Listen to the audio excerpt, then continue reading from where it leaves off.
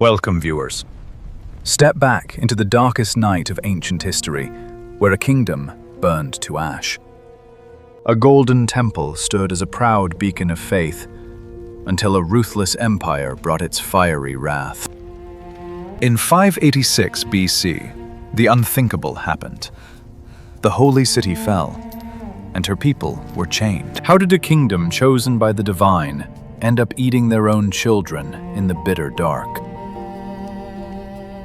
Join us as we witness the tragic fall of Zedekiah, the weeping prophet, and ancient Zion. Night in Jerusalem breaks with deafening roars, as Babylonian rams shatter the sacred gates. The unstoppable tide of Nebuchadnezzar's forces floods the once invincible city streets. According to ancient records, a sea of ruthless warriors vanquishes all in their path. Solomon's magnificent temple, the ultimate wonder of the Jewish faith, is engulfed in flames.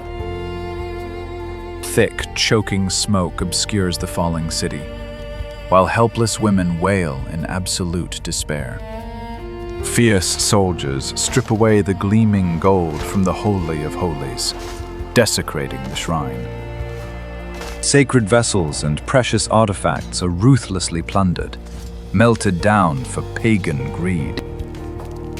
The altar of incense and the grand menorah are dragged away into the unforgiving night.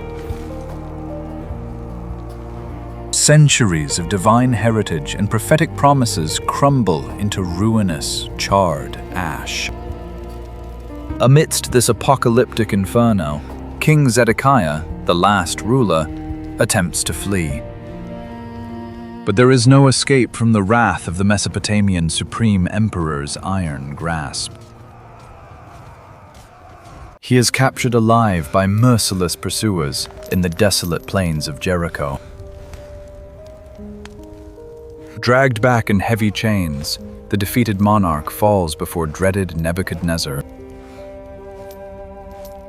The Babylonian king sits upon his golden throne amidst the burning Israelite walls. His expression is cold and unforgiving, decreeing a fate beyond human cruelty. Zedekiah must watch in paralyzing agony as his beloved young sons perish. Their vital essence stains the ashen ground, ending the noble royal line of David forever. This tragic vision of fallen heirs will be the very last thing the wretched king ever sees. With brutal precision, the captors rob Zedekiah's sight, plunging him into endless dark. A crimson bandage is wrapped around his ruined visage, sealing his eternal torment. Bound by massive iron chains, the broken sovereign is dragged away into dark oblivion. The cries of the fallen echo through the narrow streets, mingling with roaring, untamed fires. Generations of culture and wisdom are trampled beneath the boots of foreign conquerors.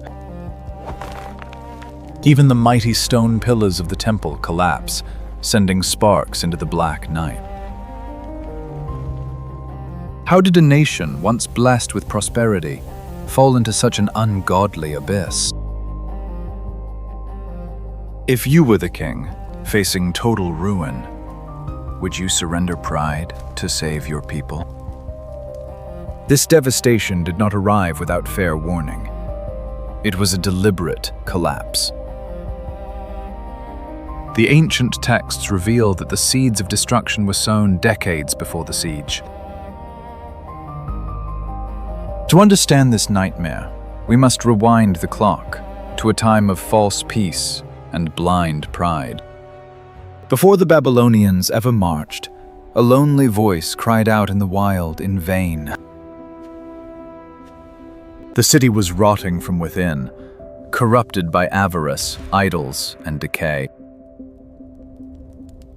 The nobles feasted in luxury, completely ignoring the gathering eastern storm. They arrogantly believed that their sacred temple provided an unbreakable shield. But faith without righteousness is merely an illusion, a fragile house built on sand. The heavens sent a messenger to awaken them, but his words only provoked bitter scorn. And the judgment is nigh. This brings us to the tragic tale of Jeremiah, the man who saw the great ruin coming. For 40 years, the prophet Jeremiah wandered the bustling streets of bright Jerusalem. Known as the weeping prophet, his face was constantly bathed in tears for his trusted nation. He wore rough sackcloth and carried a wooden yoke over frail, weathered shoulders as a sign. His message was shockingly clear: abandon your false gods or face annihilation. He warned the royal court that allying with Egypt would only hasten tragic downfall. Instead of fighting, he urged the king to peacefully surrender to the Babylonians. Submit to Nebuchadnezzar, he pleaded, and your city and temple shall be fully spared. But to the proud rulers of Judah, this prophecy sounded like cowardice and rank treason. According to the scriptures, the nobles furiously rejected the prophet's grim truth. They mocked his visions, spat at his feet, and publicly beat him in the crowded city square. The false prophets whispered comforting lies, promising peace and prosperity never to come. Blinded by arrogance, King Zedekiah rebelled against the Babylonian Empire. To silence the dissent, cruel officials threw Jeremiah into a deep, dark cistern. Lowered down by ropes into the pitch-black abyss, he sank waist-deep into the freezing mud. It was a dungeon of pure despair, stench, and darkness, meant to break his righteous spirit down. Yet even shivering in the cold slime, the prophet never once retracted his dire warning. He stared up at the faint glimmer of light above, mourning unavoidable suffering. His grim imprisonment perfectly mirrored the spiritual darkness of his entire nation. Would you have the courage to speak unpopular truth, even if it cost you your precious freedom? While the prophet suffered below ground, the Babylonian war machine began its march. Thousands of elite troops, armed with iron and malice, swarmed across the desert horizon. The Egyptian allies whom Judah had trusted fled in terror before mighty invaders. Jerusalem was now completely isolated, an island amidst a sea of deadly spears. King Zedekiah stood upon the high stone ramparts, watching his inevitable doom approach. The enemy surrounded the grand city walls, cutting off all possible routes of escape. Siege camps erupted around the holy mountain, pinning the defenders in a fatal trap. Nebuchadnezzar did not attack at once. He chose a far more agonizing strategy. He would starve the rebellious nation to submission, squeezing the breath from their weary lungs. Days turned into weeks, and weeks bled into cruel months of unbearable, silent anxiety. The once joyous markets fell deadly silent as the granaries were swept completely bare. The people drank stagnant water from muddy puddles, praying for a miracle now denied. The judgment Jeremiah had prophesied unfolded with terrifying accuracy. The prophet was at last pulled from the freezing mud, but the nation's grim fate was already sealed. The skeletal citizens wandered around like ghosts, trapped in a cage of their own stubborn making. This marked the beginning of the darkest chapter in all of ancient biblical history. For 18 agonizing months, Jerusalem endured a living hell behind high stone walls. The defenders grew so weak from hunger that they could hardly lift their rusted iron swords. According to the holy book of Lamentations, starving skin clung tightly to withered bones. Children fainted in the dust of the city streets, crying for a single morsel of bread. Noblemen who once dined on delicacies now scavenged in the trash for rotten, bitter scraps. The city descended into unspeakable madness as basic instincts totally collapsed. Historians record that famine became so severe, men lost their respect for all life. Mothers, driven insane by gnawing starvation, committed unthinkable against babes. The once holy pavements were littered with the tragic fallen, as disease spread like wildfire. There was no one left with enough strength to bury the lost in the traditional sacred tombs. Outside the shattered walls, the Babylonian army waited patiently, like vultures. They rammed gigantic siege engines against the fragile defenses through day and torturous night. Finally, in midsummer heat, the exhausted defenders could no longer hold the main line. The mighty stone wall, which had stood for generations, cracked and crumbled into pitiful dust. The breach was wide open, and the most powerful forces on earth poured right into the city. They did not even need to fight a battle. They merely vanquished the walking, starving lost. The streets overflowed with a mixture of innocent sorrow and ashes of a dying realm. Those who survived the dreadful famine were struck down by relentless Mesopotamian swords. We now return to the horrific moment where our tragic story first began to unfold. Solomon's Temple, the architectural crown jewel, burns against the mournful black sky. The once glorious King Zedekiah is dragged away, blinded and broken beyond repair. He had ignored the prophet's tearful pleas, and now he pays the ultimate price for false pride. This is not just a military defeat, it is the spiritual eclipse of an age. The fires of Babylon consume the past, leaving only bitter shadows on ancient stones. Survivors are stripped of their dignity, bound tightly by heavy, rust-covered iron chains. They are forced to march across the unforgiving, scorching desert to a foreign, hostile land. Weary feet drag across the endless wasteland, leaving a grim trail of profound despair. The mighty generals of Judah now walk as broken slaves beneath cruel enemy whips.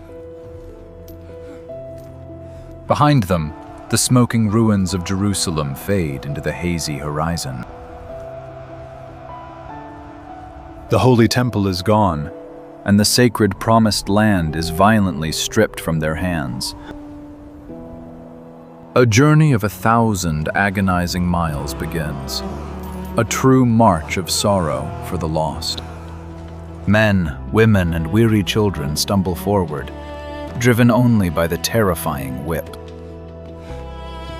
Every agonizing step takes them further away from promises made to ancestors. After months of brutal torment, the survivors finally reach the strange waters of Babylon. The mighty Euphrates River flows quietly, a contrast to the burning fires of their home. The massive, towering ziggurats of the foreign empire cast long, oppressive shadows. It is a vibrant pagan world of immense wealth and power, completely alien to their ways. Here, the defeated exiles collapse on the muddy banks, totally drained of all hope and spirit. Their captors mock them, demanding joyous songs of Zion to entertain victorious soldiers. But how can they possibly sing the sacred Lord's song while captive in an unfamiliar land? They look down at the small wooden lyres they carried across the merciless desert of despair. With trembling hands and broken hearts, they hang their silent instruments upon the weeping willows. The soft wind blows through the dangling strings, creating a mournful melody for a fallen nation.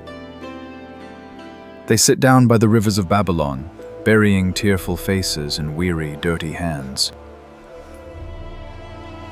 And there they weep bitterly, remembering the golden Jerusalem they will never see. This profound tragedy marks a defining and heartbreaking end to the Old Testament era. The chosen people are now scattered, living out their days under the cruel shadow of slaves. The vibrant voice of the prophet slowly fades away, replaced by historical silence. For 400 long years, the heavens remain totally shut, offering no visions or warnings. Generations of Israelites are born and die entirely in this dark, silent captivity. Even when they finally drag themselves back to rebuild, they remain crushed under foreign rulers. The Persians, the Greeks, and eventually the massive Roman Empire will dominate their lands. The oppressive darkness feels eternal, as the people desperately pray for their Messiah. How long must we suffer in this captivity? The spiritual hunger of a broken nation echoes through the dusty pages of sacred texts. Without a temple, they must find entirely new ways to preserve their ancient, sacred identity. The scribes meticulously copy the Holy Scrolls, ensuring that divine word will not be lost. In the crucible of exile, their strong faith is violently tested and ultimately purified. But the burning question remains: will the heavens ever open up to speak to them once again? This tragedy teaches us a painful lesson about the heavy cost of arrogant leadership. A mighty empire can easily crush stone walls, but it cannot destroy a true spiritual core. Jeremiah's bitter tears watered the seeds of faith that would eventually survive the dark. For 4 long centuries, Rome's heavy yoke brings renewed suffering to the ancient promised land. The skies remain dark, and agonizing weight of history threatens to crush them all completely. But a prophecy whispered in the ancient past promises a glorious light to pierce the blinding gloom. Deep in the freezing winter, a massive, silent star suddenly appears above a humble town. In a lowly manger in Bethlehem, a newborn infant breathes his very first, quiet, fragile breath. Who is this mysterious child, arriving in the dead of night to challenge massive empires? Could a simple carpenter's son hold the ultimate power to permanently alter history? The 400 years of crushing silence are about to be shattered by an eternal miracle. Prepare yourselves for the dawn of a brand new era, where a gentle savior finally takes the stage. Join us in the next thrilling episode as the greatest story ever told begins to unfold at last. The dark scars remain.